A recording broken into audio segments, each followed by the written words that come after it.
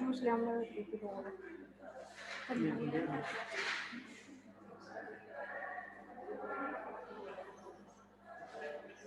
अनम असगर,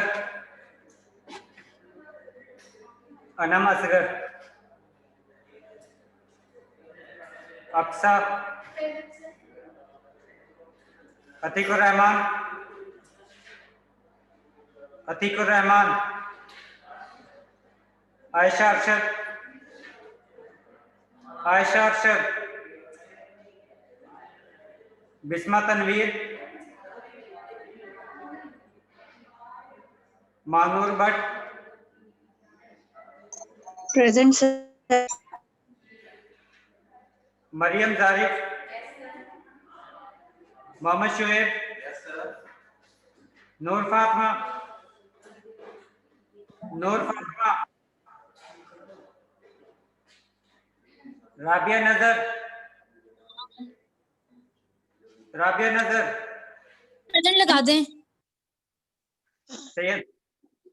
सैयदा फातिमा, सैयदा फातिमा, उमर फारूक, उमर फारूक, जुहा यासीन,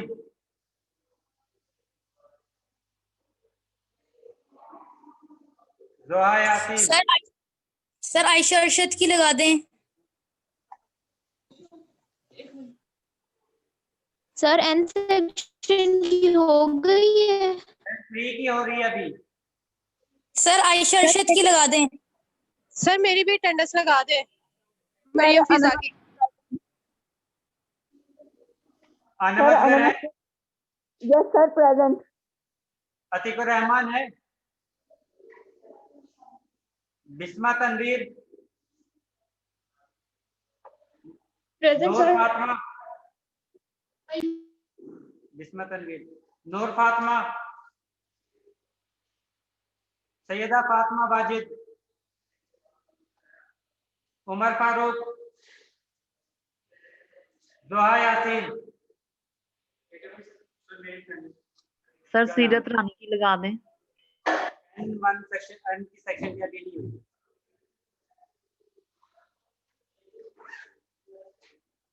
अभी N section की attendance नहीं हुई है।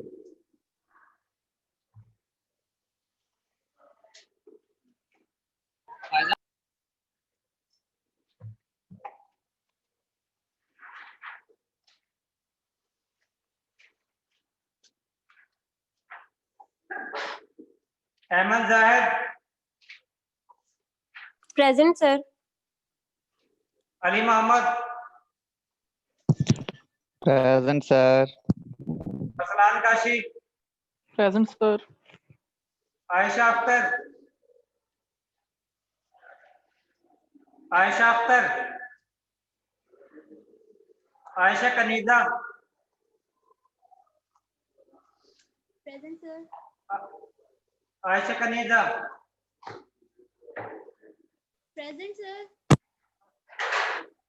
आयशा नवीद, प्रेजेंट। आयशा नवीद,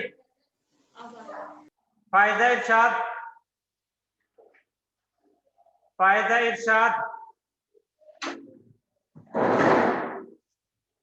फरिया अजहर, फरिया अजहर, बाहर गई, Javed present sir.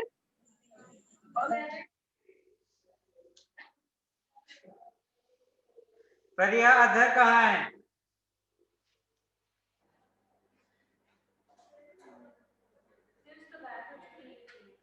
Javeria Shaikh, Kinza Bakhtawar, Mohammad Arsalan Majeed, present sir. Nimra Afzal, present sir. Nimra Sadiq, present sir. Nimra Shahid, Noorul Ain, Noorul ऐन,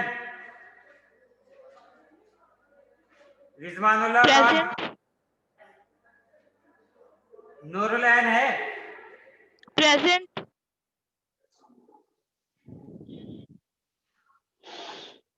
Saima Rubab? Yes sir, present. Sir present. Saima Rubab? Present है। नूरुल ऐन आपकी अटेंडेंस हो गई है। साइमा रुबाब?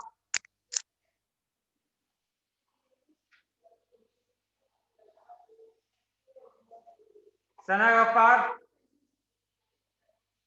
सीरत Rani? Present. Sir ji Saima Rubab present है।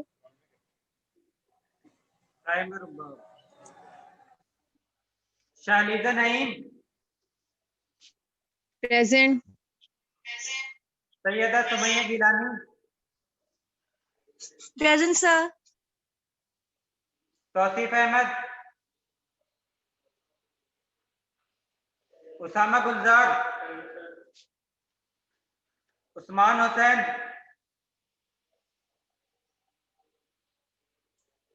उस्मान हुसैन?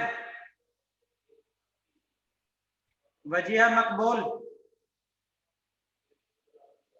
सर मरियम फिजा की अटेंडेंस लगा दे। सर मेरी भी अटेंडेंस मार्क करते हैं। बाकी का लेक्चर के बाद होगी। फरिया?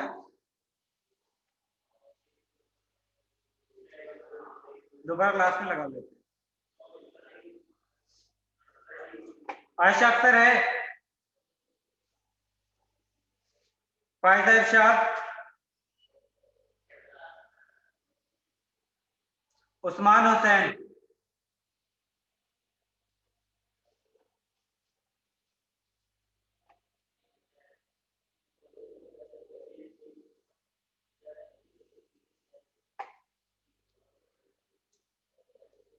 Atiqur Rahman? Present. Present sir.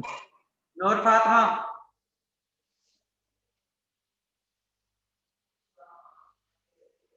Syeda Fatima Wajid?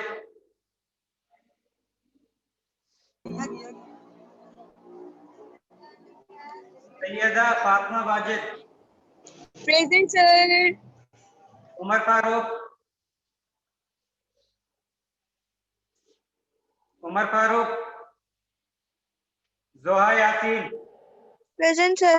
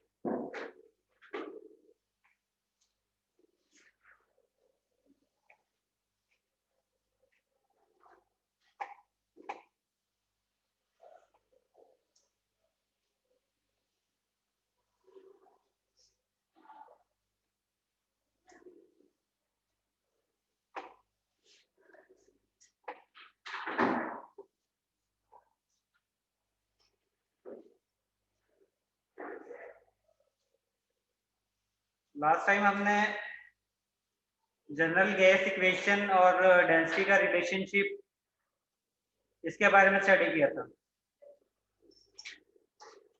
और इसके साथ ही एवोगैड्रोस नंबर भी हो गया था। आज हमने पढ़ना है Dalton law of partial pressure.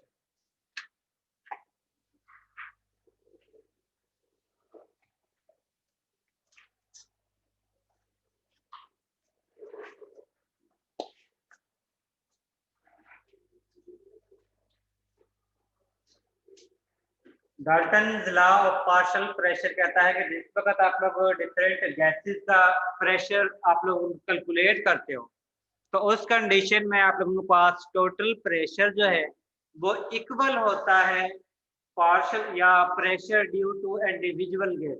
जिस तरह अगर आप लोगों के पास एक जो है ऑक्सीजन गैस है, दूसरी हाइड्रोजन गैस है, तीसरी जो है वो नाइट्रोजन गैस है। अब जिस वक्त आप लोग इंडिविजुअल का प्रेशर कैलकुलेट करते हो कि ऑक्सीजन की वजह से कितना प्रेशर है, हाइड्रोजन की वजह से कितना प्रेशर है, या नाइट्रोजन की वजह से कितना प्रेशर है, उसको हम कहते हैं पार्शियल प्रेशर, यानी कि टोटल प्रेशर में से कुछ हिस्सा प्रेशर। ठीक है। और अगर हम इन तीनों गैसेस का जितना प्रेशर आप लोगों के पास हासिल होता है उसका सम लेते हैं तो उसको हम कहते हैं डाल्टन्स लॉ, कि टोटल प्रेशर जो है वो इक्वल होगा sum of pressure due to all gas, जितने भी गैसेस मौजूद हैं उनकी वजह से जितना भी प्रेशर है उसका सम जो है उसको हम कहते हैं टोटल प्रेशर। अब किसी गैस की वजह से प्रेशर कम हो सकता है, किसी की वजह से ज्यादा हो सकता है। जिस तरह आप लोगों ने लास्ट टाइम देखा था कि वो वाली गैसेस जिनका मॉलिक्यूलर वेट कम होता है या जिनके दरमियान फोर्स ऑफ इंटरेक्शन कम होती उनका प्रेशर जो है वो ज्यादा होता है, और जिनका मॉलिक्यूलर वेट ज्यादा होगा या जिनके दरमियान फोर्स ऑफ इंटरेक्शन ज्यादा होंगी उनकी वजह से प्रेशर जो है वो कम होगा। और प्रेशर किस तरह कम होगा, क्योंकि उनकी वेलोसिटी जो है वो कम होती है, और वेलोसिटी का हमें पता है कि डायरेक्ट रिलेशन होता है टेम्परेचर के साथ। ठीक है। वेलोसिटी का इफेक्ट होता है काइनेटिक एनर्जी के साथ, और काइनेटिक एनर्जी का डायरेक्ट रिलेशन होता है टेम्परेचर के साथ। और टेम्परेचर बेसिकली एनर्जी है कि हम कितनी एनर्जी प्रोवाइड करते हैं किसी गैस मॉलिक्यूल को, और जितनी हम एनर्जी प्रोवाइड करेंगे इसका मतलब है कि उसके अंदर उतनी ही पावर, उतनी ही ताकत हासिल होगी उस गैस मॉलिक्यूल को, और जितनी गैस मॉलिक्यूल ज्यादा एनर्जी को हासिल करेंगे इसका मतलब है उतनी ही ज्यादा स्पीड के साथ वो कोलिजन शो करेंगे, और जितनी ज्यादा स्पीड के साथ वो कोलिजन शो करेंगे या जितनी नंबर ऑफ कोलिजन ज्यादा शो करेंगे तो उस कंडीशन में उस गैस की वजह से प्रेशर जो है वो भी इंक्रीज हो जाएगा। ठीक है। लेकिन ओवरऑल जो गैस मॉलिक्यूल का सम होगा, जिसकी वजह से जितनी भी गैसेस हैं जिनकी वजह से अगर आप लोग टोटल प्रेशर कैलकुलेट करते हो तो वो इक्वल होगा partial pressure of all gases, sum of partial pressure of all gases, तो जितने भी गैसेस हैं उनकी वजह से जितना भी प्रेशर है उनका सम के इक्वल होगा। अब टेम्परेचर अगर आप लोग सेम प्रोवाइड करते हो डिफरेंट मॉलिक्यूल्स, तो ये आपके पास दो कलर से शो हो जाएंगे, तो आप लोगों के पास दो गैसेस। ठीक है। सपोज एक को हम कह रहे हैं हाइड्रोजन और दूसरी को हम कहते हैं कि ऑक्सीजन मॉलिक्यूल, ये सपोज कर रहे हैं। ठीक। तो उस कंडीशन में आप लोग सेम टेम्परेचर प्रोवाइड करते हो। सपोज टेम्परेचर इनका जो है वो 25 डिग्री सेल्सियस। इसके बाद आप लोगों ने दो चीजें देखनी, क्योंकि काइनेटिक एनर्जी जो है या उनकी मूवमेंट जो है वो दो चीजों पर अफेक्ट है, एक उसके मॉलिक्यूलर वेट, दूसरा उनके दरमियान फोर्स ऑफ इंटरेक्शन। जिनका मॉलिक्यूलर वेट कम होगा, ठीक है, तो वो ज्यादा स्पीड के साथ मूव करेंगे।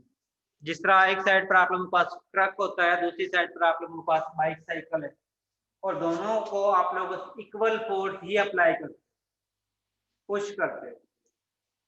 इक्वल फोर्स से साइकिल जो है जाहिर उसका मैथ कम है तो वो ज्यादा दूर तक मूव करेगी, और ट्रक जो है उसका 1% की वजह से तो वो हिलेगा भी नहीं। इसी तरह है। इसी तरह गैस के मॉलिक्यूल का जिनका मॉलिक्यूलर मास कम होगा वो सेम टेम्परेचर पर ज्यादा मूवमेंट शो करेंगे, यानी कि उनकी काइनेटिक एनर्जी जो है वो ज्यादा होगी क्योंकि उनकी वेलोसिटी ज्यादा है। और जिन मॉलिक्यूल्स का मॉलिक्यूलर मास ज्यादा हो वो कम मूव करेंगे, उनकी स्पीड जो है वो कम होगी। और हमने पढ़ा था कि जितने किसी भी गैस मॉलिक्यूल की वेलोसिटी ज्यादा होगी वो उतनी ही ज्यादा कोलिजन शो करेंगे, और जो जितनी ज्यादा कोलिजन शो करते हैं इसका मतलब है वो उतना ही ज्यादा प्रेशर जो है वो एक्सर्ट करते हैं। इसका मतलब है कि वेलोसिटी का मोलर मास के साथ रिलेशन है और वो इनवर्स रिलेशन। और दूसरा फैक्टर हमने पढ़ा था इनके दरमियान इंटरमॉलिक्यूलर फोर्सेस, वो वाले मॉलिक्यूल जिनके दरमियान इंटरमॉलिक्यूलर फोर्सेस ज्यादा होंगी वो कम स्पीड के साथ मूव करेंगे। ठीक है। और वो वाले मॉलिक्यूल जिनके दरमियान फोर्स ऑफ इंटरेक्शन ना होने के बराबर होंगी वो ज्यादा स्पीड के साथ मूव करेंगे। जिस तरह वो वाले स्टूडेंट जो अपनी मर्जी से आते हैं चले जाते हैं वो वाले हैं जिनके दरमियान इंटरेक्शन ही नहीं है। ठीक है। और दूसरे वो वाले स्टूडेंट हैं जो टीचर की कुछ रिस्पेक्ट करते हैं और रिस्पेक्ट की वजह से कुछ बैठ जाते हैं। और वो वाले स्टूडेंट जो रिस्पेक्ट करते हैं उसकी वजह से क्लास जो है वो डिस्टर्ब नहीं होती। ठीक है, इसका मतलब है वो कम प्रेशर या डिस्टॉर्शन क्रिएट करते हैं। और वो वाले स्टूडेंट जो अपनी मर्जी से चले जाते हैं, अपनी मर्जी से क्लास में आ जाते हैं, वो ज्यादा क्लास को डिस्टर्ब करते हैं। इसका मतलब है उनकी वजह से प्रेशर क्लास में ज्यादा होता है। ठीक है, इसी तरह गैस के मालिक्यूल वो वाले जिनके दरमियान फोर्स ऑफ इंटरेक्शन कम होगी उनकी वजह से प्रेशर जो है वो ज्यादा होगा, और वो वाले मालिक्यूल जिनके दरमियान फोर्स ऑफ इंटरेक्शन ज्यादा होंगी उनकी वजह से पार्शियल प्रेशर जो है वो कम।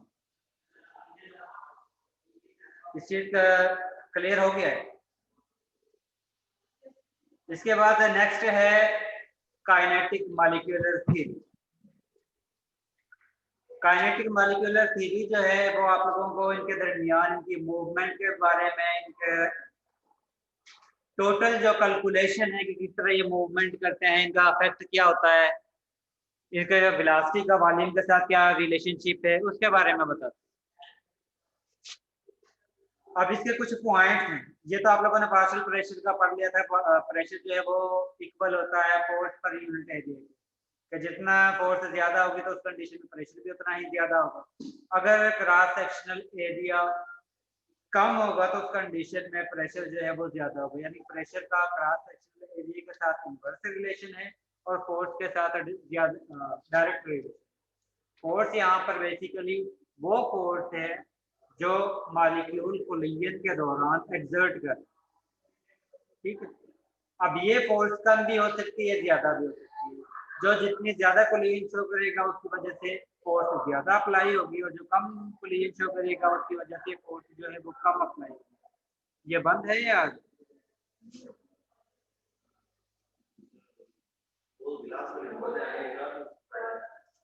इससे कहोगे यार इधर से शॉट बहुत ज्यादा आ रहा है।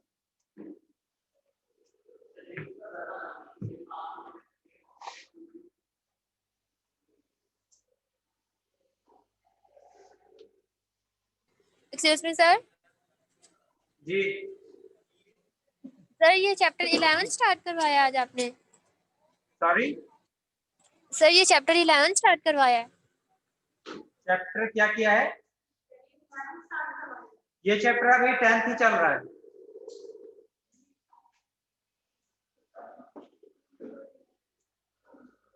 चैप्टर 10 की है, लास्ट टॉपिक नहीं।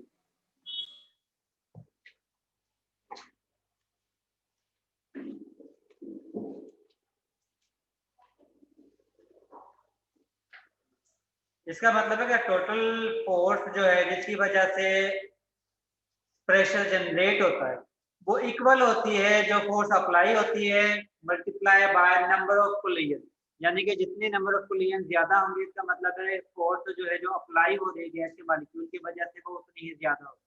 अगर एक कोलिजन होगी तो इसका मतलब है कि वो एक टाइम फोर्स अप्लाई होगी। अगर दो कोलिजन हो रही है तो इसका मतलब है 2 टाइम फोर्स जो है वो अप्लाई होगी। अगर 3 दफा कोलिजन शो करेगी तो इसका मतलब है वो 3 फोर्स एक ही टाइम में अप्लाई कर। इसका मतलब है कि जितने नंबर ऑफ कोलिजन ज्यादा होती जाएंगी उतना ही प्रेशर जो है वो भी ज्यादा होना शुरू हो जाएगा, या फोर्स जो है जिसकी वजह से मॉलिक्यूल कोलिजन शो कर रहे हैं वो फोर्स ज्यादा होना शुरू हो जाएगा। और जितनी फोर्स ज्यादा होगी इसका मतलब है गैस मॉलिक्यूल की वजह से प्रेशर उतना ही ज्यादा होगा। ठीक है, और जितनी नंबर ऑफ कोलिजन जो है वो कम होंगी इसका मतलब है उतने ही प्रेशर जो है वो कम होगा। जिस तरह जिसके अंदर ज्यादा एनर्जी होती है वो ज्यादा पिकअप कर लेता है, ज्यादा फोर्स को लर्न कर लेता है, और जिसके अंदर एनर्जी नहीं होती वो फिर सो जाता है क्लास के दौरान।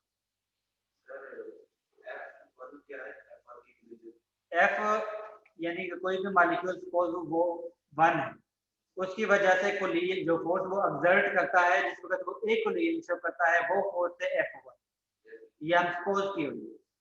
अगर वो उससे ज्यादा कोलिजन शो करेगा तो जितनी कोलिजन शो करता जाएगा उसमें उस फोर्स को हम उससे मल्टीप्लाई करते हैं जी, वो टोटल फोर्स बन जाएगी कि इतने टाइम में इतनी कोलिजन शो की है तो हर एक टाइम में एक फोर्स अप्लाई की है, दूसरी मर्तबा कोलिजन की है तो दूसरी एक और फोर्स अप्लाई कर दी है, और वो फोर्स पहले वाली के ऑलमोस्ट इक्वल ही होगी। तो हम टोटल फोर्स प्रेशर जो है या फोर्स जो है उसके इक्वल करेंगे जो इन सभी कोलिजन की वजह से फोर्स एक्सर्ट हुई। ठीक है। और हमें पता है फोर्स जो है वो इक्वल होती है मास और time rate of change of velocity, जिसको हम एक्सेलरेशन कहते हैं। तो इस वजह से हम फोर्स को लिख सकते हैं मास इनटू 2 वेलोसिटी, ये 2 बेसिकली जो है वो स्क्वायर है वेलोसिटी, ठीक है, और डिवाइडेड बाय टाइम, वो वाला टाइम जिस दौरान इन्होंने कोलिजन शो किया या मूवमेंट शो किया, जिसकी वजह से नंबर ऑफ कोलिजन। अब यहाँ पर ये मास को हम किससे जाहिर करते हैं, या m से, ठीक है। इससे हम ये भी कह सकते हैं अगर आप लोगों के पास मास जो है वो डिफरेंट होता है, डिफरेंट स्पीशी का मास डिफरेंट होता है, तो उस कंडीशन में अगर उनकी स्पीड सेम है, टाइम इंटरवल भी सेम है, तो उस कंडीशन में मास की बेस पर हम उसकी फोर्स के बारे में बता सकते हैं। अब मास किसके इक्वल होता है, मास को आप लोग किस तरह कैलकुलेट कर सकते हो? हाँ, बेसिक क्वांटिटी है, लेकिन आप लोगों ने नंबर ऑफ मोल्स का आप लोगों ने कंसेप्ट पढ़ा था, जिसके मुताबिक नंबर ऑफ मोल्स किसके इक्वल होते हैं, मोलर मास के। और अगर हम इसको दोबारा से तरतीब करते हैं तो मास किसके इक्वल होंगे, number of moles into molar mass. इसका मतलब है मास और उसका मोलर मास का जो है वो डायरेक्ट रिलेशन हो जाता है। अगर आप लोगों के पास सेम टेम्परेचर है, सेम वेलोसिटी, दो डिफरेंट स्पीशीज, तो उस कंडीशन में उसकी वजह से फोर्स ज्यादा होगी जिसका मॉलिक्यूलर मास ज्यादा होगा। जिस तरह आप लोगों के पास ट्रक जो है वो उसकी वेलोसिटी भी सेम है, बाईसाइकिल जो है उसकी वेलोसिटी भी सेम है। ट्रक को आप लोग नहीं रोक सकते, लेकिन जो बाईसाइकिल उसको रोक सकते हो। अगर शक है तो आजमा भी सकते हो।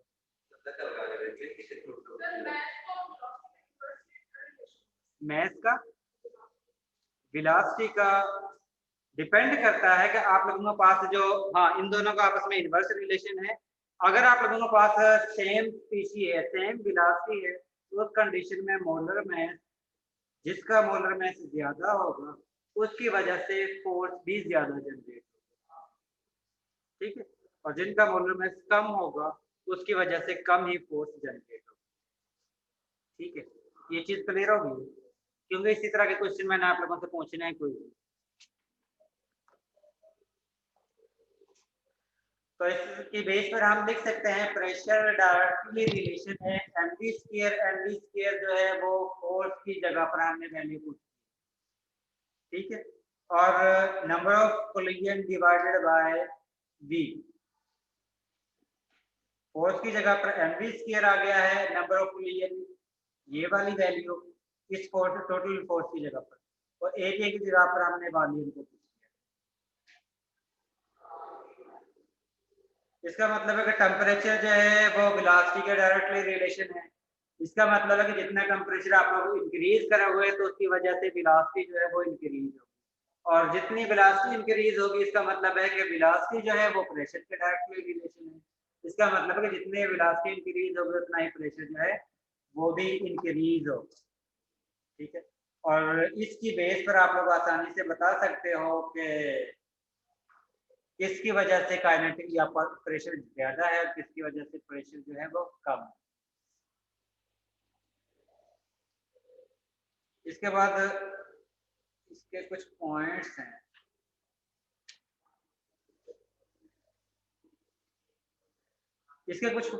हैं, काइनेटिक मॉलिक्यूलर थ्योरी के।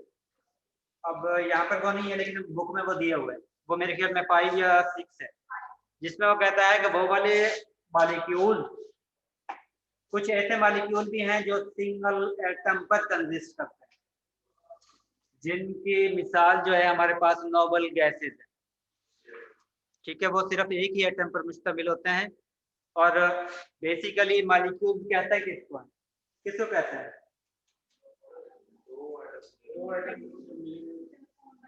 मॉलिक्यूल हम उनको कहते हैं वो स्मॉलेस्ट स्पीशीज जो इंडिपेंडेंटली एग्जिस्ट कर सकती है, उसको हम मॉलिक्यूल कहते हैं, ठीक है। अब मॉलिक्यूल्स डाई एटॉमिक भी होते हैं, मोनो एटॉमिक भी होते हैं, ट्राई एटॉमिक भी होते हैं, पॉली एटॉमिक भी होते हैं, ठीक है। इनमें से कुछ मॉलिक्यूल ऐसे हैं जो मोनो एटॉमिक, उनकी एग्जांपल हमारे पास नोबल गैसेस की आती है, ठीक है। इसी तरह कुछ जो है वो डाई एटॉमिक है, जिनको हम वो वाले मॉलिक्यूल जो 2 एटम पर शामिल होते हैं, जिस तरह ऑक्सीजन मॉलिक्यूल है या हाइड्रोजन मॉलिक्यूल है या नाइट्रोजन मॉलिक्यूल। इसी तरह कुछ ऐसे मॉलिक्यूल जो 3 एटम पर शामिल होते हैं, जिस तरह ओजोन है, सल्फर ट्राइएटॉमिक है, हाँ SO3 S3 फॉर्म में, I3 नेगेटिव फॉर्म एग्जिस्ट करती है, तो वो मॉलिक्यूल जो है वो ट्राइएटॉमिक मॉलिक्यूल। इसमें 2 मेन पॉइंट हैं केमिकल काइनेटिक्स में, 2 मेन पॉइंट हैं जो जनरल गैस इक्वेशन को फॉलो नहीं करते। उसमें एक पॉइंट वो ये है कि इसमें कहता है कि इनका गैस मॉलिक्यूल का वॉल्यूम जो है वो नेग्लिजिबल होता है, टोटल वॉल्यूम जो है वो नेग्लिजिबल होता है as compare to gas molecule. जिस वक्त हम टोटल वॉल्यूम को गैस मॉलिक्यूल के वॉल्यूम से कंपेयर करते हैं तो उनका वॉल्यूम नेग्लिजिबल होता है। और एक और चीज इसमें बताई हुई है कि इनके दरमियान फोर्स ऑफ इंटरेक्शन जो है वो ना होने के बराबर है, लेकिन ये एक सर्टेन लिमिट कि अगर आप लोग इसकी लिमिट से ज्यादा जाते हो, उस लिमिट से आगे तक मूव करते हो, तो उस कंडीशन में ये वाले 2 रूल जो हैं वो सेटिस्फाई नहीं होते। जिस तरह आप एक वॉल्यूम का और एक इंटरमॉलिक्यूलर वॉल्यूम वाला का आप लोगों के पास गैस मॉलिक्यूल का वॉल्यूम जो है वो नेग्लिजिबल होता है, जिसको हम इग्नोर कर सकते हैं कि जितना भी वॉल्यूम दोगे उतना ही उसका वॉल्यूम है। ठीक है, जिसमें आप लोग बॉयल सेल अप्लाई करते हो, प्रेशर इंक्रीज करते जाते हो तो वॉल्यूम उसका डिक्रीज होता रहता है, इस वजह से हम कहते हैं कि उसका वॉल्यूम नेग्लिजिबल है।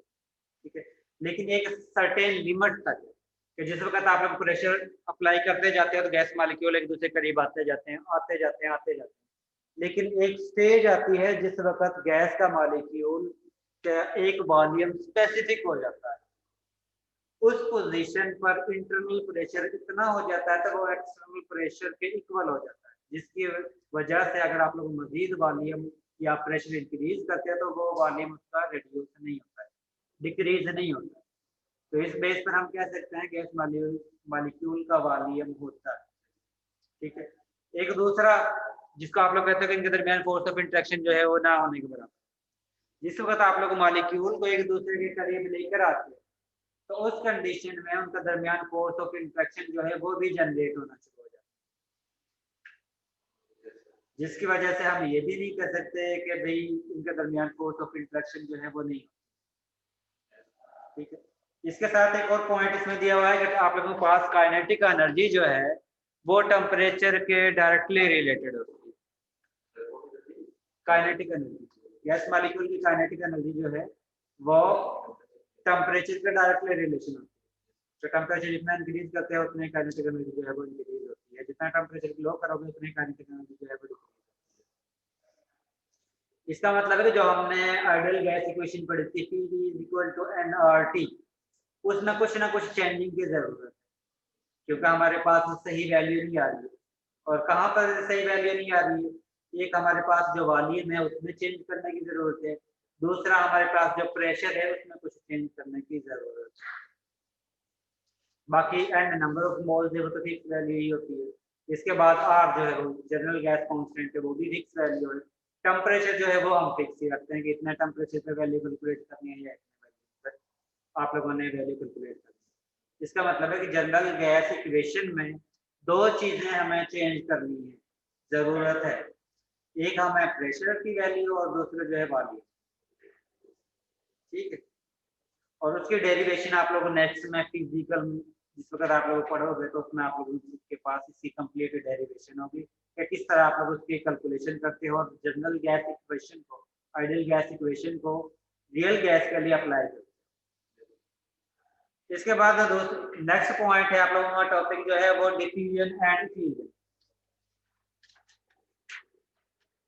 डिफ्यूजन जो है बॉडी गैसेस का मिक्सअप करना है और डिफ्यूजन जो है बॉडी गैस का मिक्सअप करना है, लेकिन मिक्सअप करने के 2 तरीके हैं। डिफ्यूजन ये है कि बस आओ और मिक्स कर दो, सभी को आपस में मिक्स कर दो, और डिफ्यूजन ये है कि आप लोग गैस को, एक गैस को 1 बाय 1 दूसरी गैस में मिक्सअप कर रहे, यानी कि एक एक मॉलिक्यूल को दूसरी गैस में ऐड करते जाते हो और इस तरीके से आप लोग मिक्सअप करते हो। जिस तरह एक ये है कि जिस वक्त आप लोगों की क्लास स्टार्ट होती या छुट्टी होती है तो आप लोग एकदम से बाहर निकल जाते हैं, ये आप लोगों की डिफीजन है। और एक पैटर्न ये है कि आप लोग 1 बाय 1 लाइन के जरिए ही बाहर जाते हैं, वो आप लोगों का इफिशिएंट का प्रोसेस। ठीक है, डिफिजन में होमोजेनियस मिक्स आप लोग गैसेस को रैपिडली मिक्सअप करते हैं, उसको हम कहते हैं डिफ्यूजन। और इफ्यूजन 1 बाय 1 गैसेस को एक दूसरे में मिक्स करते हो, यानी कि एक गैस का मॉलिक्यूल को एक को पहले मिक्सअप किया है दूसरी गैस में, फिर दूसरे मॉलिक्यूल को ऐड किया है, फिर तीसरी को, फिर चौथे को, फिर पांचवे। ये इसमें डिफरेंस है। बाकी होता यही है कि आप लोगों ने दोनों गैसेस को मिक्सअप करना। अब रेट ऑफ डिफ्यूजन और रेट ऑफ इफ्यूजन जो है वो इनवर्सली रिलेटेड होते हैं मोलर मास के root square. Rate of diffusion और रेट ऑफ इफ्यूजन जो है वो इनवर्सली रिलेटेड है square root of molar mass of any gas. क्या जिस गैस की भी आप लोग डिफ्यूजन कैलकुलेट कर रहे हो या इफ्यूजन कैलकुलेट कर रहे हो वो डायरेक्टली रिलेशन है under square 1 divided by molar mass, उस गैस का जो भी मोलर मास। इसका मतलब है कि रेट ऑफ डिफ्यूजन या रेट ऑफ इफ्यूजन किसका ज्यादा होगा? जिसका मोलर मास कम होगा, और उसका रेट ऑफ डिफ्यूजन कम होगा जिसका मोलर मास ज्यादा होगा। ठीक है, और उस वैल्यू को हम किस तरह कैलकुलेट कर सकते हैं? जो मोलर मास है किसी भी गैस का, जिस तरह हाइड्रोजन गैस है, हाइड्रोजन गैस का मोलर मास को आप लोगों ने उसका अंडर रूट लेना है और जो वैल्यू आती है 1 की वैल्यू 1 को उस वैल्यू से डिवाइड कर देना है, तो आप लोगों के पास रेट ऑफ डिफ्यूजन या इफ्यूजन ऑफ हाइड्रोजन गैस की हासिल होती है। ठीक है, मुश्किल तो नहीं है। अब ये एग्जांपल दी हुई है कि इफ्यूजन की, एक साइड पर आप लोगों के पास गैस मॉलिक्यूल फिल की हुई है, दूसरी साइड पर आप लोगों के पास गैस नहीं। अब थ्रो होल के जरिए 1 बाय 1 गैस मॉलिक्यूल इधर से मूव करके इधर आ, इसको हम कहते हैं इफ्यूजन। और अगर आप लोग ये जो आप लोगों ने बॉल इनके दरमियान में क्रिएट की हुई है, इसको रैपिडली इसको सेपरेट आउट कर देते हो, इसको यहाँ से निकाल देते हो, तो उस कंडीशन में गैस के मॉलिक्यूल सारे के सारे ही इधर और इधर दोनों साइड पर एक होमोजेनियस मिक्सचर बनाते हैं, यानी कि हर जगह पर इसकी कंसंट्रेशन इक्वल हो जाएगी और रैपिडली होगी। इस तरह सॉरी कोलिजन होगी हर मॉलिक्यूल की, जिस वक्त भी वो मूव कर रहा है तो कंडीशन कोलिजन होती है। कोलिजन को रिपेल नहीं करेंगे, कोलिजन जब होगी मॉलिक्यूल्स एक दूसरे को रिपेल करेंगे, और रिपेल करेंगे, कुछ मॉलिक्यूल इधर जाएंगे तो, लेकिन कुछ मॉलिक्यूल जो है वो दूसरी साइड पर चले जाएंगे, लेकिन मूवमेंट तो होगी। और उस कंडीशन में इधर से मॉलिक्यूल जो है रैपिडली इस डायरेक्शन में शिफ्ट हो जाएंगे। ठीक है, और इसको हम कहते हैं ग्राहम्स लॉ, जो अभी हमने पढ़ा है, जिसके मुताबिक आप लोगों के पास rate of diffusion or effusion of a gas is inversely related to 1 over molar mass of gas, square root of molar mass of gas। ठीक है, इसके लिए आप लोग कंपेयर करते हो एक गैस का दूसरी गैस के साथ, क्योंकि आप लोग इसकी वैल्यू को वैसा एग्जैक्टली तो मेजर नहीं कर सकते कि इसकी क्या वेलोसिटी है, इसकी क्या वेलोसिटी है। आप लोग कंपेयर करके फिर इसकी वैल्यू को कैलकुलेट करते हो। जिस तरह आप लोग को मैथ का नहीं, मोलर मास का नहीं पता है, क्या हाइड्रोजन का कितना है, सोडियम मेटल का कितना है, या आप लोगों के पास ऑक्सीजन का कितना है, तो हम उसको बैलेंस करते हैं हाइड्रोजन के साथ, तो उसके बाद बाकियों का हम कंपेयर करके वैल्यू निकालते हैं, भाई इसकी ये वैल्यू है, इसकी ये वैल्यू। इसी तरह रेट ऑफ डिफ्यूजन जो है और रेट ऑफ इफ्यूजन जो है वो भी आप लोग एक गैस का दूसरे गैस के साथ कंपेयर करके फिर कैलकुलेट करते हैं। ठीक है, और उसके लिए जो आप लोग फार्मूला यूज करते हो, rate of gas A divided by rate of gas B is equal to rate under root molar mass of gas B divided by molar mass of gas A। इसके लिए अगर आप लोगों के पास 3 चीजें गिवन हो तो चौथी चीज जो है वो आप लोग कैलकुलेट कर सकते हैं।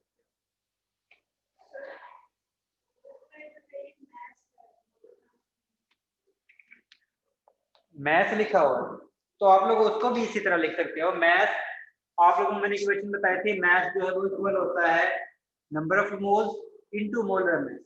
और मैथ मोलर मैथ के साथ डायरेक्ट रिलेशन है, इसका मतलब है हम मैथ की जगह पर मोलर मैथ को पुट कर सकते हैं और मोलर मैथ की जगह पर मैथ को पुट कर सकते हैं। ठीक है, हर वो स्पीशीज जिनका डायरेक्ट रिलेशन है तो उस दूसरे की जगह पर हम उस वैल्यू को पुट कर सकते हैं क्योंकि उसके साथ भी वही बिहेवियर शो होगा। ठीक है, जिस तरह अगर यहाँ पर काइनेटिक एनर्जी होती है और हम कहते हैं कि टेम्परेचर यहाँ पर लिखा हुआ है, काइनेटिक एनर्जी नहीं लिखा हुआ है, अब दोनों का डायरेक्ट रिलेशन है। टेम्परेचर इंक्रीज करोगे तो काइनेटिक एनर्जी इंक्रीज हो सकती है। ठीक है, अगर टेम्परेचर डिक्रीज होगा तो काइनेटिक एनर्जी भी डिक्रीज होगी।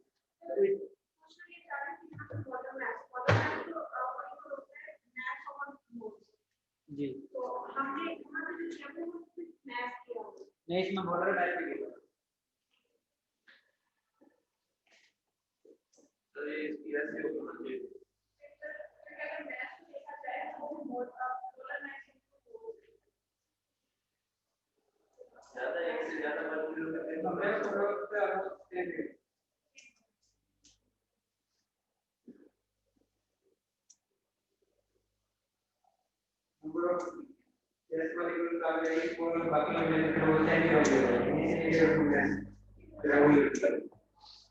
देखो मोस्टली जो हम कैलकुलेशन करते हैं वो एक मॉलिक्यूल के लिए करते हैं या एक नंबर ऑफ मोल्स के लिए करते हैं।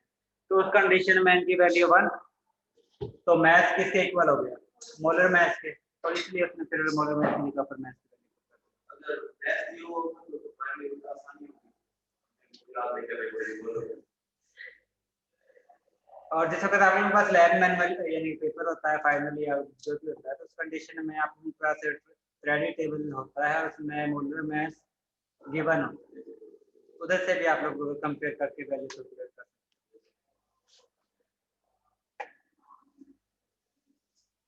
हैं। अब ये आप लोगों के पास एक न्यूमेरिकल जो आप लोगों ने कैलकुलेट करना है, इसमें आप लोगों के पास रेट जो है वो नाइट्रोजन गैस का दिया हुआ है और अननोन गैस का रेट जो है वो आप लोगों ने कैलकुलेट करना।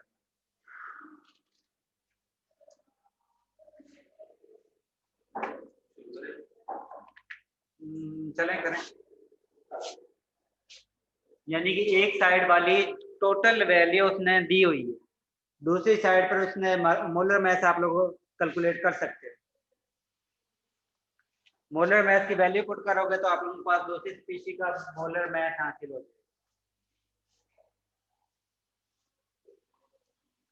और आप लोग ये भी चीज इधर से भी देख सकते हो कि यहाँ पर जो है रेट रेशो और noun gas divided by nitrogen gas का कंपेयर किया और उस कंडीशन में आप लोगों के पास रिजल्ट जो है लेस देन 1 है।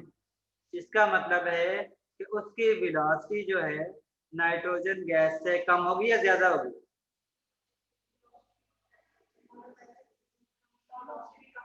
वेलोसिटी कम होगी। वेलोसिटी कम होगी किसकी होगी? इसका मतलब है नाइट्रोजन गैस से उसका मोलर मैथ ज्यादा होना चाहिए या कम होना चाहिए?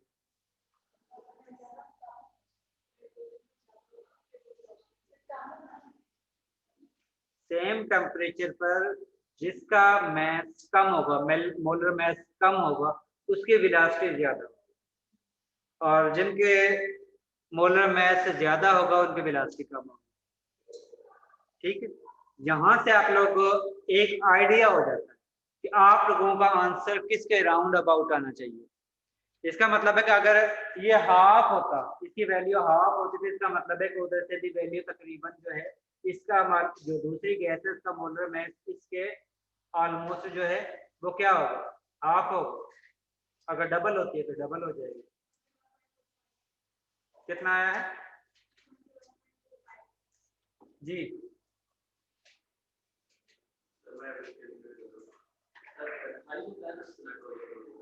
हाँ, नाइट्रोजन डायटोमिक फॉर्म में 28 होता है, 1 का 14।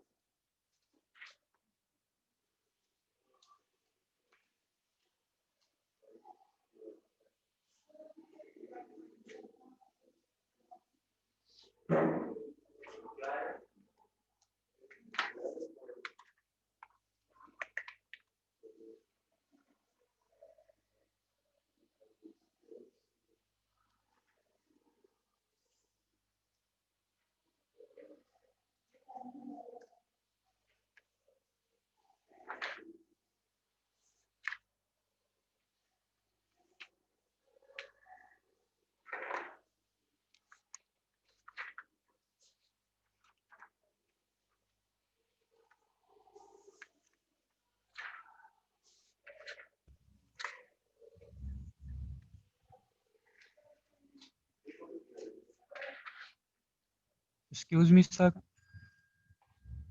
जी ये सर ये अननोन गैस का क्या मतलब है? मतलब इसकी कोई वैल्यू हम कहाँ से पुट करें? रिजवान खान, रिजवान, जी सर। रिजवान आप मेरी क्लास के ही हो? हाँ हाँ सर, मैं आपकी क्लास का हूँ।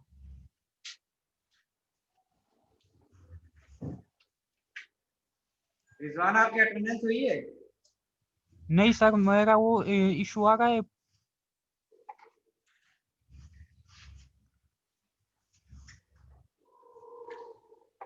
रिजवान मोहम्मद रिजवान, नहीं सर, रिजवानुल्लाह खान। रिजवानुल्लाह खान। रिजवान किस सेक्शन में हो? मैं सेक्शन N1 में N में हूँ सर। एन में हो? सर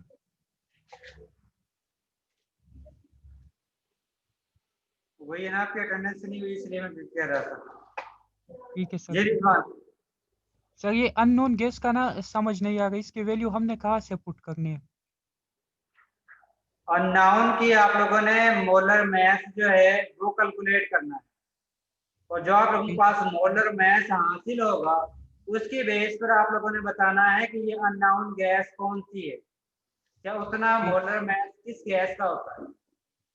ठीक है सर, ठीक। Thank you.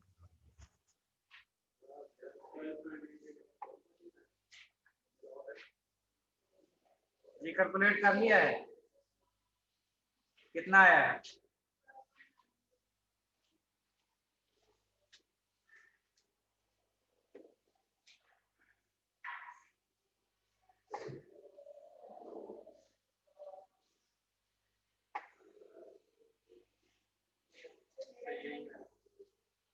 कितना ही आया है?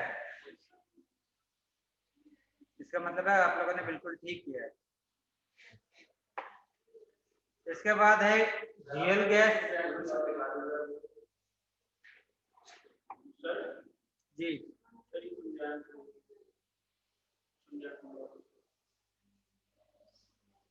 इसी क्वेश्चन का तो पता है, ये वाली क्वेश्चन,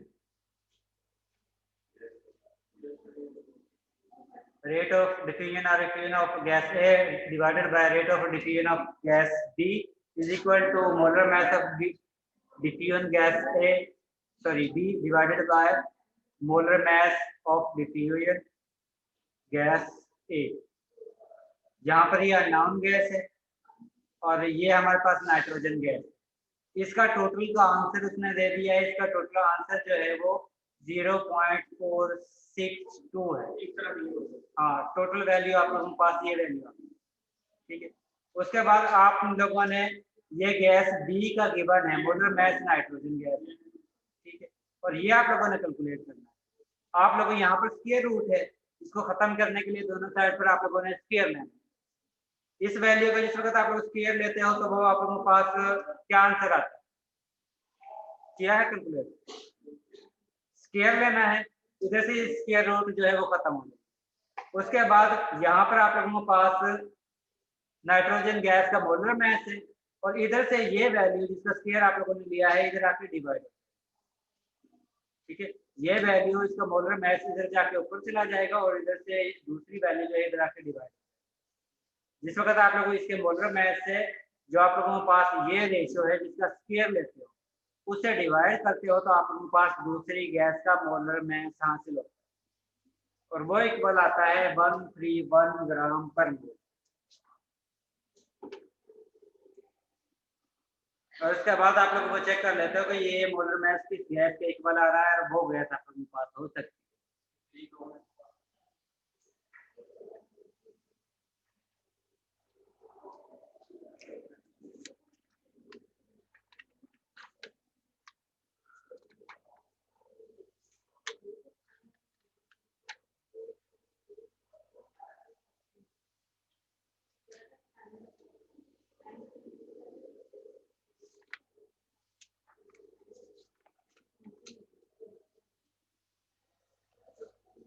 इसके बाद आप लोगों के पास एक इक्वेशन दी हुई है पेज नंबर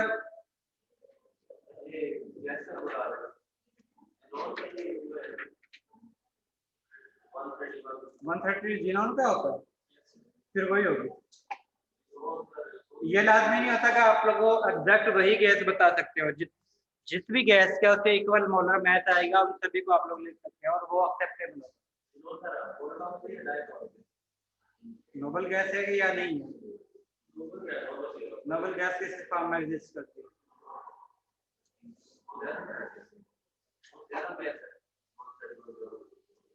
मोस्टली ये मोनोटॉनिक नहीं एग्जिस्ट। इसके बाद पेज नंबर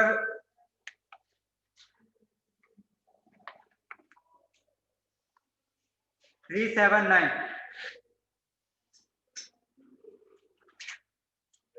379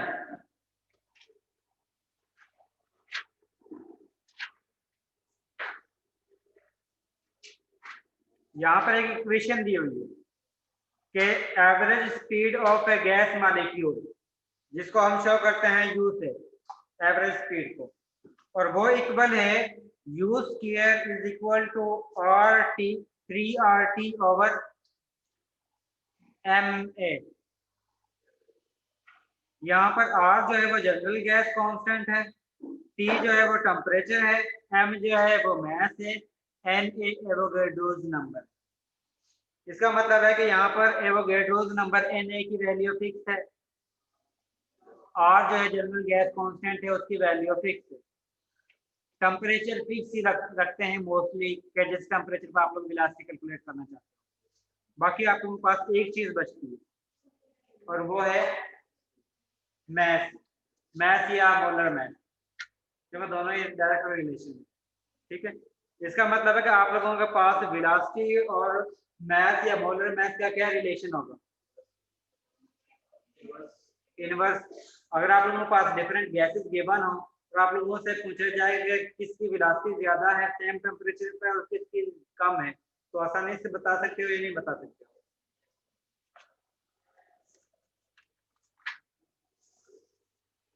इसके बाद behaviour of real gases.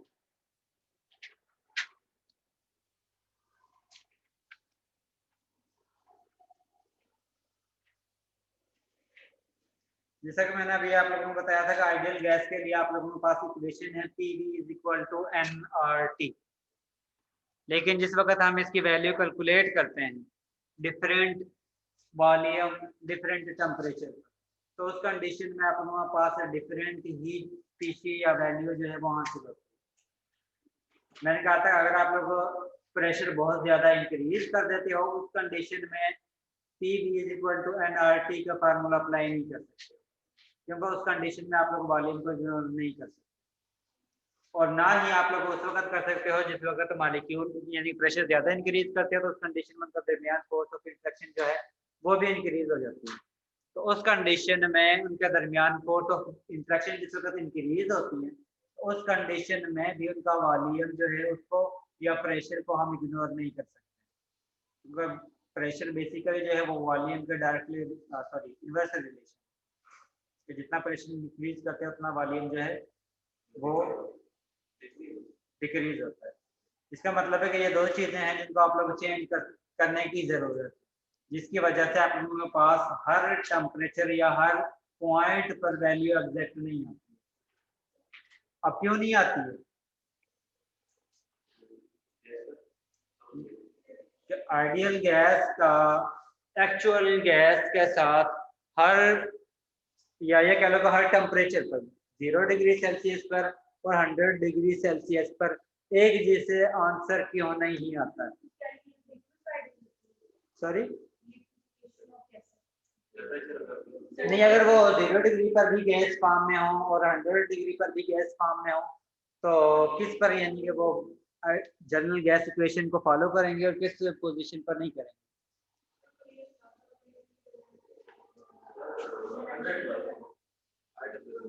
High temperature पर वो आइडियल बिहेवियर शो करेंगे या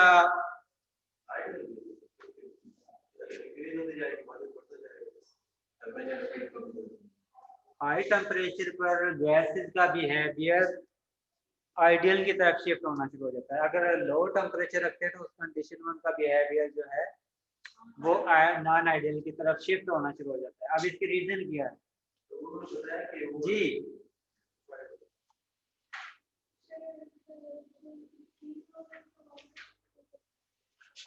क्या होगा?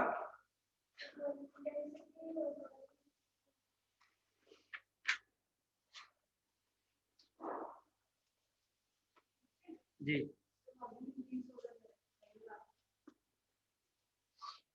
बस जिस वक्त आप लोगों को मैंने बताया था कि जिस वक्त आप लोग टेम्परेचर इंक्रीज करते हो तो उस कंडीशन में एक फोर्स ऑफ इंट्रैक्शन जो है वो खत्म होती है, क्योंकि हमारे पास दो पॉइंट थे ना जो इनकी वजह से इनका जो है जो आइडियल गैस बिहेवियर इनका शो नहीं कर होता है। एक इंटरमॉलिक्यूलर फोर्स, दूसरा इनका वॉल्यूम। और वॉल्यूम अगर ज्यादा इंक्रीज करते जाओगे, टेम्परेचर इंक्रीज करोगे तो इसका मतलब है वॉल्यूम इंक्रीज हो रहा है, और जितना वॉल्यूम इंक्रीज होगा तो इसका मतलब है कि एक्चुअल वॉल्यूम से कि जितना ये ऑक्यूपाई कर सकती है गैस मॉलिक्यूल, उससे हम उस वैल्यू को इग्नोर कर सकते हैं। और दूसरा हाई टेम्परेचर में इनके दरमियान फोर्स ऑफ इंट्रैक्शन जो है वो भी मिनिमम होगी, और इसी वजह से ये रियल गैसेस के या आइडियल गैस की तरफ शिफ्ट होना शुरू हो जाती हैं, रियल गैसेस के बिहेवियर।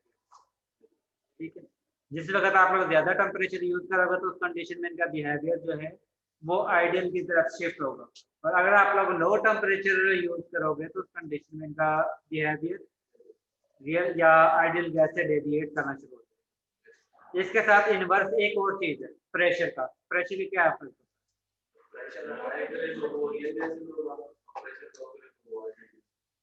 अगर आप लोग प्रेशर लो करते हो तो उस कंडीशन में भी ये आइडियल गैस की तरफ शिफ्ट होती हैं। अब इसकी रीजन क्या है? क्या रीजन? शिफ्ट हो जाती है, अपनी मर्जी करती है। इसी तरह है, अपनी मर्जी से उधर चली जाती हैं, अपनी मर्जी से कभी रियल की तरफ आ जाती है।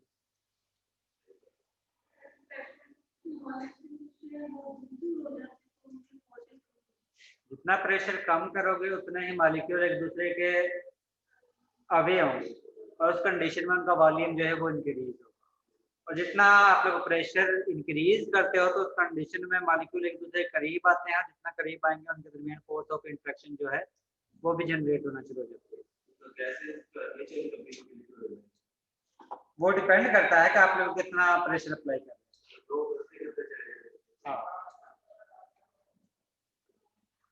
और ये आप लोगों का चैप्टर जो है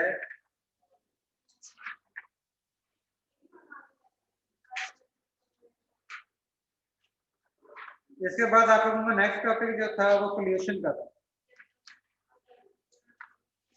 ये सिलेबस में दिया हुआ है, लेकिन मोस्टली जो है इसको इसलिए नहीं करते हैं क्योंकि आप लोग ये चीज इन्वायरमेंट के जो कोर्स है उसमें पढ़ते हैं। अब आप लोगों का ये वाला चैप्टर जो है वो कंप्लीट हो गया। आज हमने नेक्स्ट चैप्टर शुरू करना।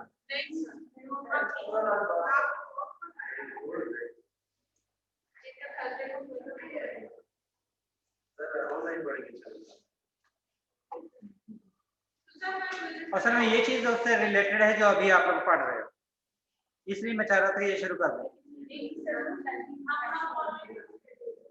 आप लोग। और जितना आप लोगों ने ये पढ़ा है सारे का आप लोगों का क्विज है थर्सडे को। सॉरी, आप लोगों ने लास्ट लेक्चर भी उसमें शामिल है, यानी कि लास्ट लेक्चर भी शामिल है और आज का लेक्चर भी शामिल है। ये टोटल मिलाकर आप लोगों का नेक्स्ट क्लास में क्विज है। और क्विज नंबर कौन सा है? 3। क्यों? इवन और नहीं, उनका हो गया है, थर्ड क्विज हो गया है।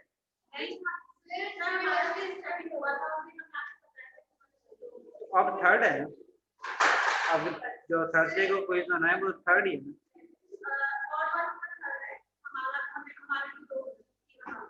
आप लोगों को फिर कल 2 होंगे, इक्वल बैलेंस करने हैं ना।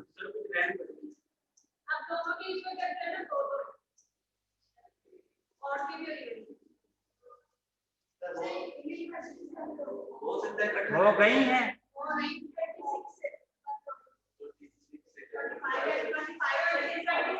ये किसने कह दिया है? कौन कह रहे हैं? क्यों बाद में करते हैं? क्योंकि इसकी वजह से स्टूडेंट का नुकसान बहुत ज्यादा हो रहा है। अब होनी चाहिए।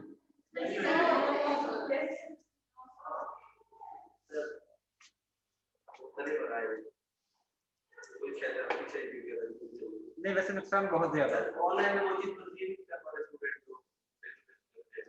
देखें, एक चीज ये है कि हमें भी नहीं पता होता कि स्टूडेंट जो है वो पढ़ रहा है या नहीं पढ़ रहा।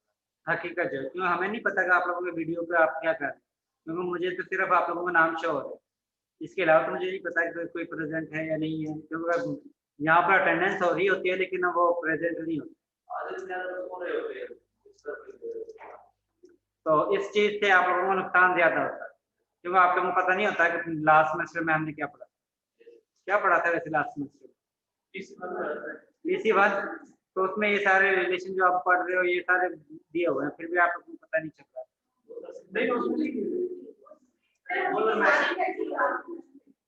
नंबर ऑफ मोल्स के कैलकुलेशन थी या नहीं थी?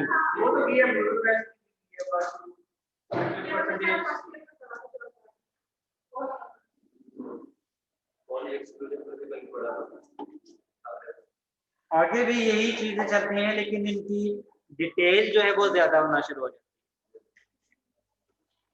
फिर आप लोग कहते हो ये जो हमने पहले पढ़ा था ये तो गलत हो गया।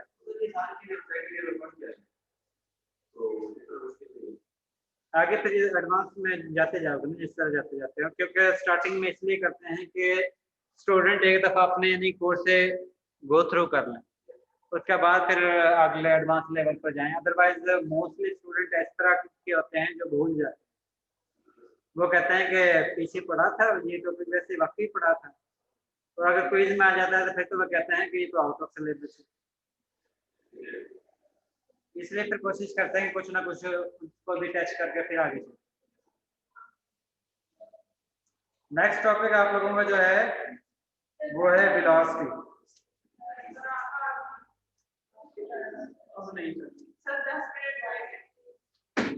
चलें, जो इसमें से जो आज पढ़ा है इसमें से अगर कुछ पूछना है तो वो पूछ सकते हो।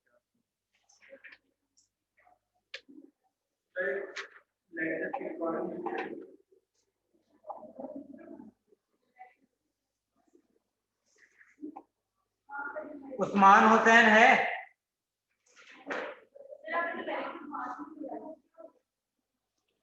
उस्मान हुसैन।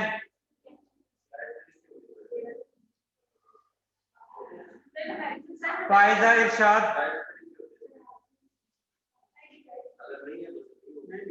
फायदा इरशाद। आज वाली न्यूमेरिकल जो है वो मैं बात करवा देता हूँ।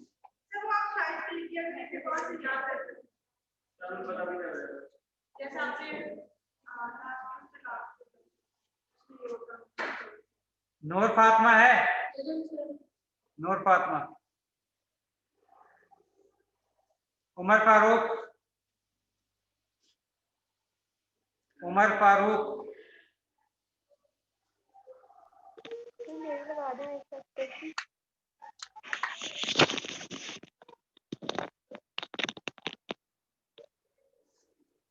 अब मार्क कर लें वो वाले न्यूमेरिकल जो आप लोगों ने सॉल्व करने हैं।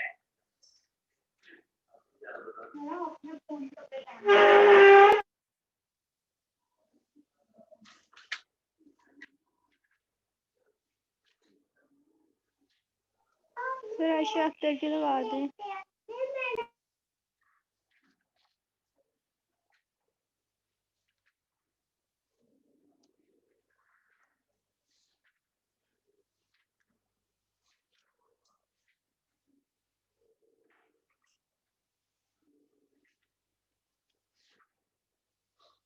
अगर परसेंटेज गिवन हो तो आप लोग उसका मोलर मास कैलकुलेट कर सकते हो।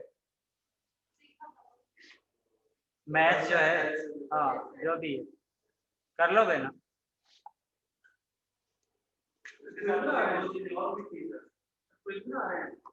आप लोगों को बता रहा हूँ कि आप लोगों ने जो न्यूमेरिकल करने हैं।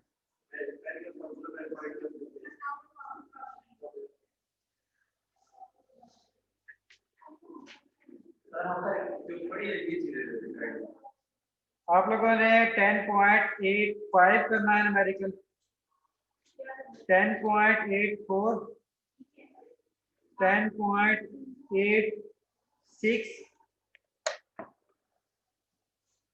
10.87 ये न्यूमेरिकल हैं जो एक्सरसाइज है आप लोगों ने सॉल्व करने हैं।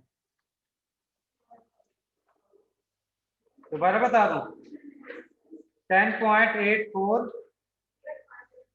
10.85, 10.86 and 10.87।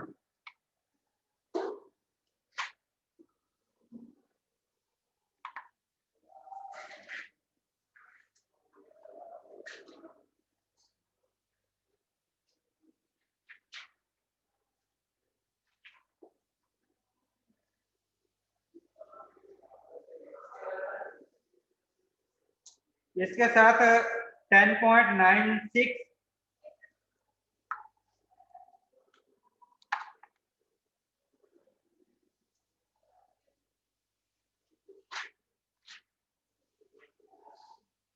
10.98,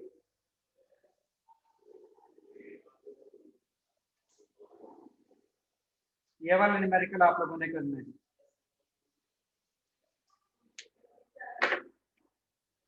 और नेक्स्ट क्लास में आप लोगों का क्विज है,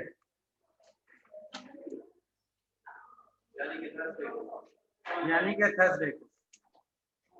उस दिन तो छुट्टी नहीं है, ये कंफर्म हो गया कि छुट्टियां हैं।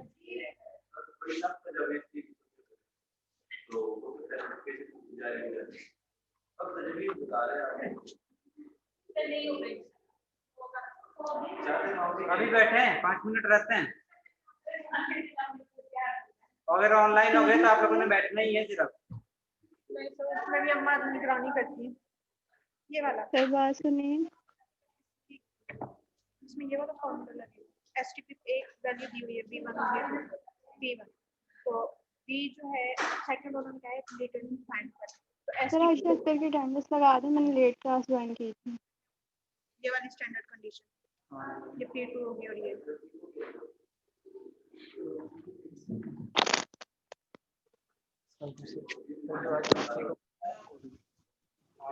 Excuse me sir. वो तो उसके पास होती है अदनान के पास। जी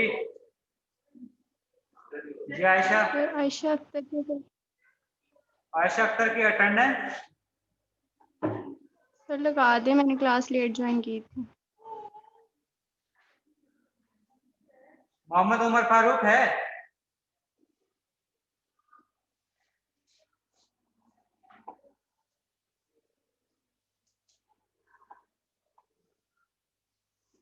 आयशा अख्तर, जी सर। फायजा इरशाद,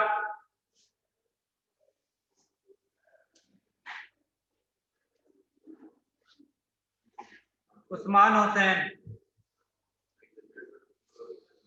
उस्मान हुसैन आपकी काफी एब्सेंट हो गई हैं। 1 2 3 4 5। ये उस्मान हुसैन कौन जानता है? आप जानते हो? उससे कहो यार परहेज करे, 7 छुट्टियों के बाद जो है वो शॉर्ट अटेंडेंस हो जाएगी। अब उसकी 6 तो अटेंडेंस एब्सेंट हो गई है, 5 हुई है, 5 एब्सेंट हो गई और अभी काफी लेक्चर रहते हैं। किस्मत है।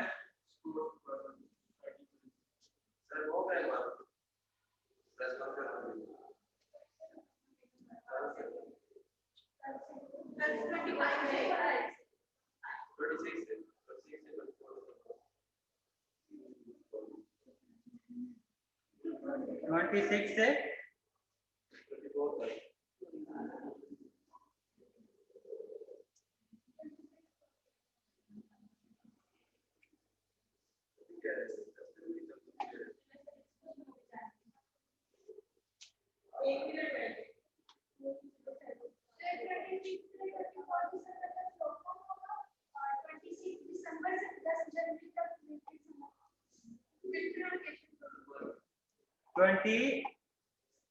26 से